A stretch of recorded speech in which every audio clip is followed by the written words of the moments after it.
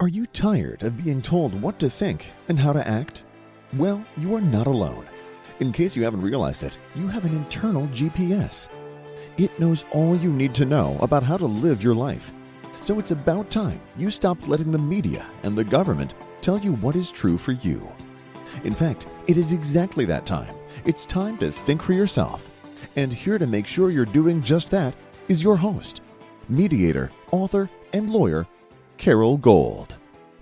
Hi, it's Tuesday, September 20th. I'm Carol Gold, and welcome to Think for Yourself. It's important to have perspective when we look at things that are occurring around us, nationally, globally, whatever, because as we all know, your perspective frames your interpretation of what's happening. So I wanted to do this episode, and I will do this episode, on perspective itself. And I want to try to give perspective to some issues that we're all grappling with. Let me start by saying this as an example of perspective. If you want to drive across the state of Texas, it's going to take you, depending on traffic and weather conditions, it's going to take you between 8 and 10 hours to cross the state of Texas. If you leave Philadelphia and you drive 8 to 10 hours, you're in Charleston, South Carolina. That gives you perspective, right, of how large Texas is. But if you don't have that comparison, if you don't have that perspective, then when you hear that Texas is a big state, it doesn't really mean anything to you, because if you're living in some place like Rhode Island, or even if you're living in Pennsylvania, big doesn't have relativity to you unless you can compare it to what it is you're familiar with or some other measurement. In 2021, the Mexican cartels made $14 million a day, human trafficking and bringing fentanyl across the southern border. In the last year, 2 million people have crossed into the United States illegally at the southern border. So imagine if in 2021 they were making $14 million a day, what are they making now? Perspective. Governor Abbott from the state of Texas sent 200 illegal migrants to Washington, D.C., and Washington, D.C. panicked. They couldn't handle them. They didn't have a way to provide for them. They were overwhelmed by 200 illegal immigrants. Remember, 2 million in the last year have crossed our southern border. 200 overwhelmed D.C. 50 were sent to Martha's Vineyard by Florida Governor Ron DeSantis, and Martha's Vineyard needed to call the National Guard to come help them, to remove them, because Martha's Vineyard had no place to provide for them, no place to house them. Now, two things are interesting about that. Number one, many people on the left and in the media have cried out that they should prosecute Governors DeSantis and Abbott for human trafficking, for violating our immigration laws. Seriously? Perspective. We're going to prosecute two governors who sent 200 in one instance and 50 illegal immigrants in another instance? They're to be prosecuted? But the federal government that has allowed 2 million to cross in illegally in violation of our immigration laws gets a free pass? Perspective. President Biden said that we had zero inflation in the month of August. Well, let me give you perspective. We actually have 8.5% inflation year over year from the prior July 21 to July 22. And that's usually, historically, how we measure inflation. When President Biden said we had no increase in inflation, zero inflation in August, what he was doing was comparing it to July, the month before. Never has inflation been measured month over month. It's measured year over year. Perspective. But he didn't want there to be inflation. He wanted to be able to say zero inflation because he knows that the word inflation is the death knell for his reelection and for Democrats running across the country because it's happened under their watch. So he alters reality and he says zero inflation July to August, July 22 to August 22. But perspective, remember, that's not how we measure inflation. It's year over year, and so it's in fact 8.5% at least. When Joe Biden said we had zero inflation, it would be like you gaining 50 pounds within a year, and then the next month, in the 13th month, you didn't gain anything. And you run into a friend and you say, I haven't gained any weight. Well, yes, but you're 50 pounds overweight during the prior 12 months. So really, you're 50 pounds overweight no matter what way you cut it. Perspective. Perspective's really important. Vice President Harris was speaking with Chuck Todd on an interview this past Sunday, and she said, the border is secure. The border is secure. Remember, 2 million in 12 months. She's never been to the border. She's the border czar. And I would have asked her, how did the 2 million get in if the border is secure? But of course, Chuck Todd didn't ask her that question. It really is an insult to people who think when we listen to people who take things not only out of context, but take it out of its actual perspective that allows it to be seen for the reality that it is and tries to cover that with an artificial context or an artificial perspective. In the case of Kamala Harris, she's either seriously in denial or she's a liar, because an illegal immigrant who was interviewed by Griff Jenkins, who's a national correspondent for, I think he's for Fox News, he interviewed this illegal immigrant, and it's on video. You can watch it on YouTube. The illegal immigrant says, quote, the border is open. Everybody believes the border is open. It's open because we enter. We come in free. No problem. We come in illegally, not legally. End quote. I didn't say that. The illegal immigrant said it.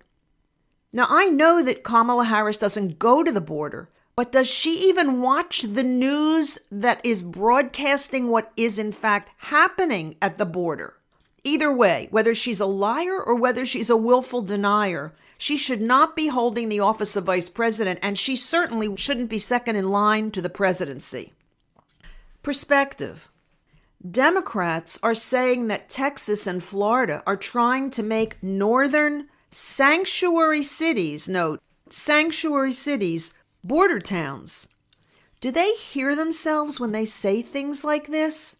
Do they hear and see the hypocrisy when they immediately bust these people out of their, quote, sanctuary cities, end quote? Martha Vineyard's population, its permanent population, is 1,800 people. In the summer, that population goes to about 225,000 people. It is the summer resort and playland of the rich and the famous. They have no place to house 50 people. How is that possible? They have mansion after mansion that's vacant.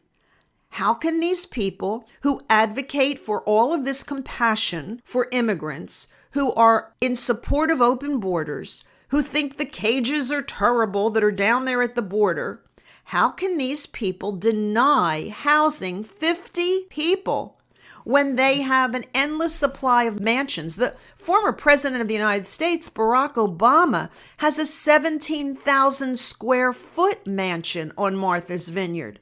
I think he could have put those 50 people in a couple of rooms and never even known they were in his house. For perspective, let's compare that to McAllen, Texas.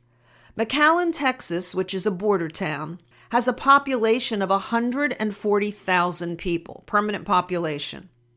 Their illegal influx is as follows. They get 8 busloads a day of illegals brought to McAllen.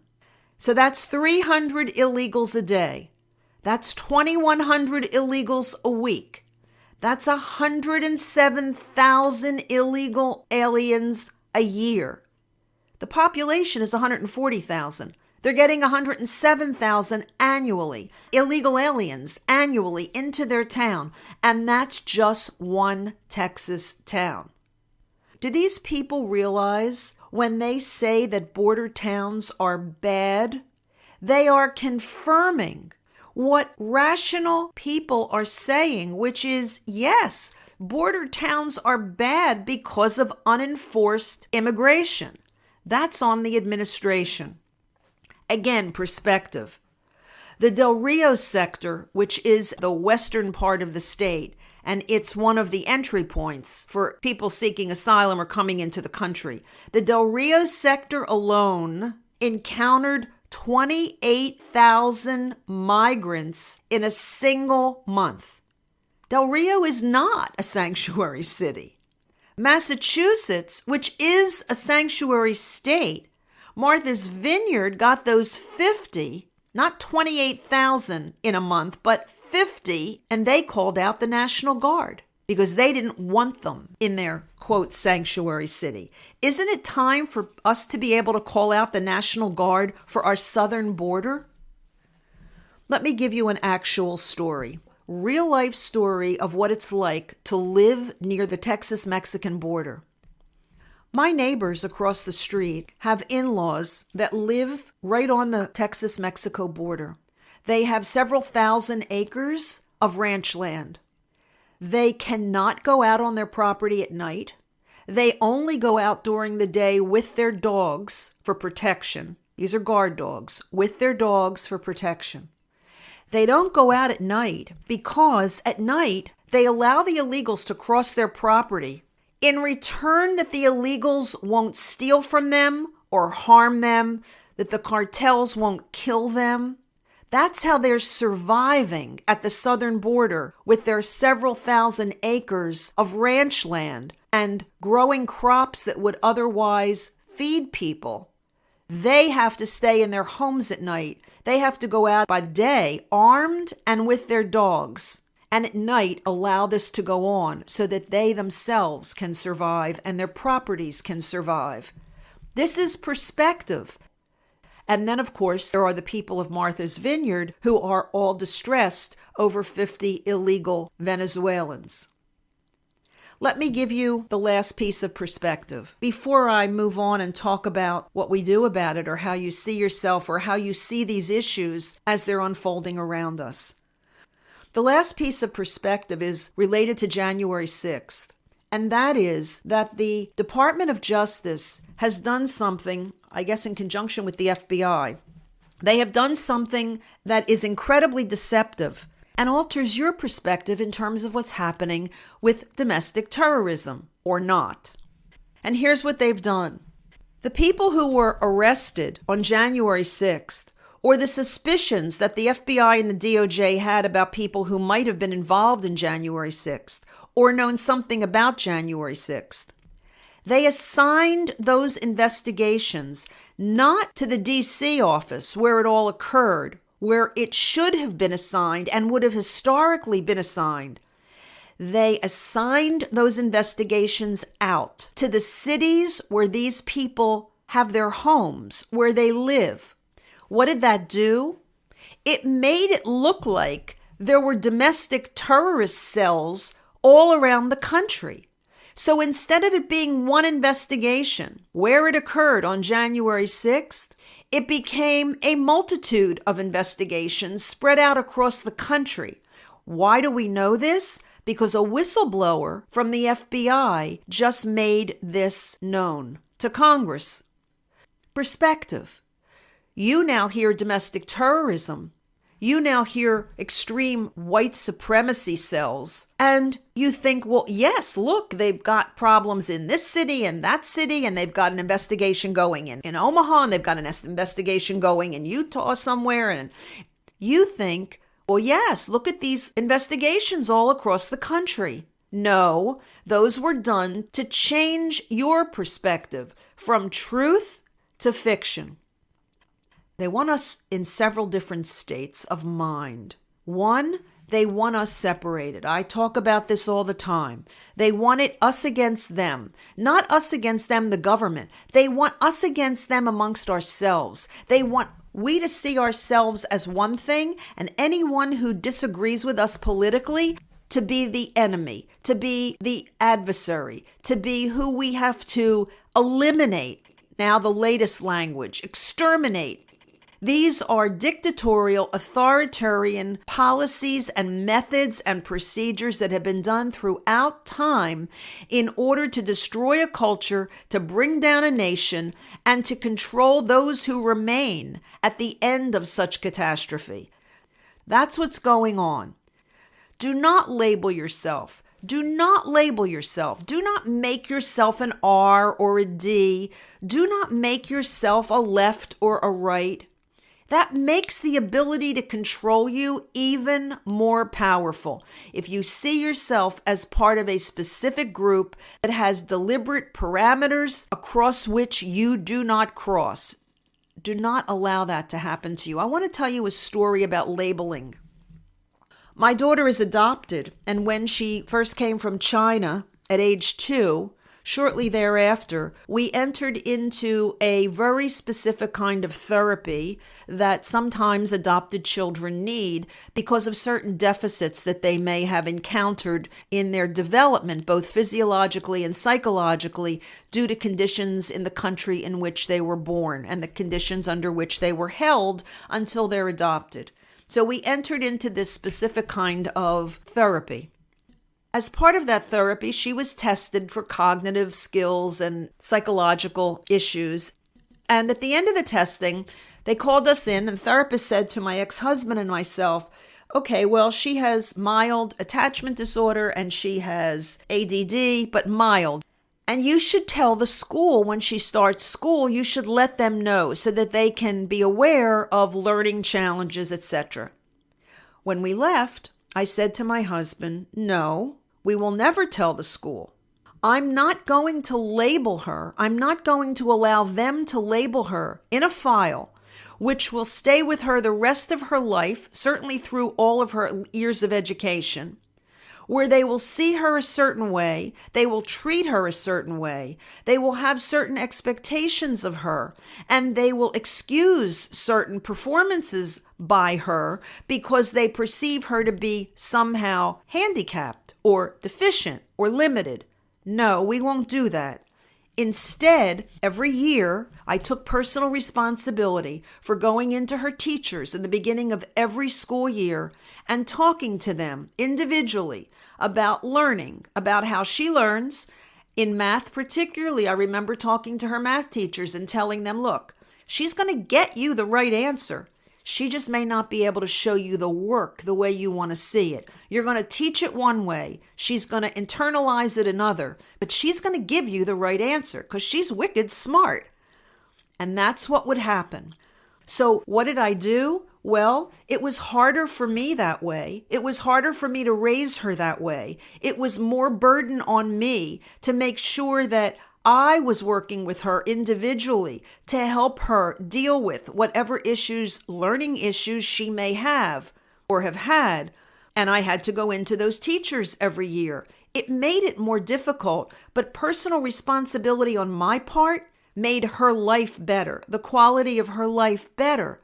She was never labeled. She figured out ways, and we figured out ways for her to take in information and process information and communicate information that did not make her part of a group with limitations. It made her able to achieve whatever heights she was capable of achieving without putting a ceiling on what that looked like. This is what happens when people put you into groups or you put yourself into groups by labels. Don't do it.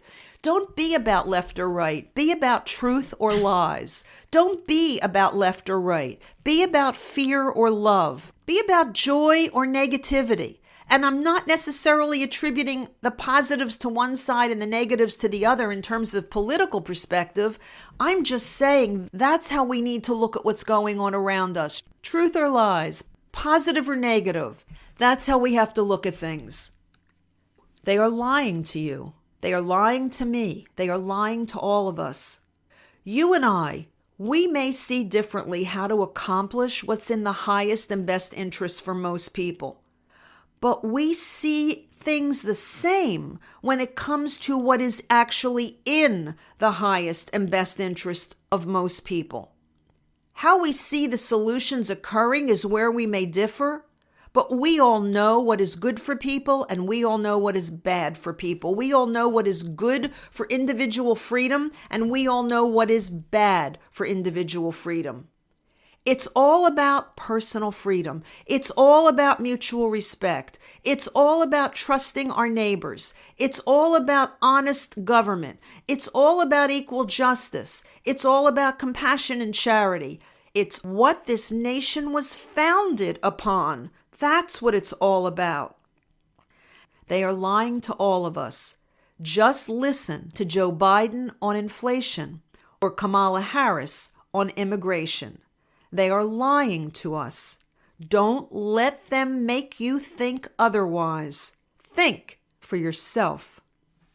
I'm Carol Gold. I'll be back here again later in the week, and until I am, by all means, think for yourself. Carol thanks you for spending your valuable time with her. It is her mission to empower you to remember how smart and capable you are. Be sure to check out Carol's website, carolgold.com. That's Carol with an E, gold.com. Please leave a review and subscribe here so you'll be alerted to Carol's next podcast. Until then, above all else, remember, it's time to think for yourself.